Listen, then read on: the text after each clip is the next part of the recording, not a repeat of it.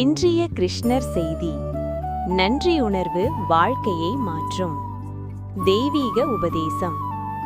நாம் இல்லாததை பற்றி கவலைப்படுகிறோம், ஆனால் உள்ளதை பற்றி நன்றி சொல்ல மறந்துவிடுகிறோம்.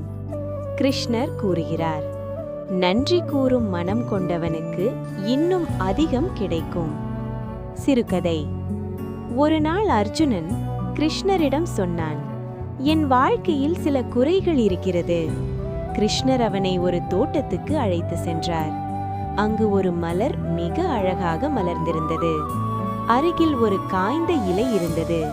கிருஷ்ணர் கேட்டார், நீ எதை கவனிக்கிறாய்?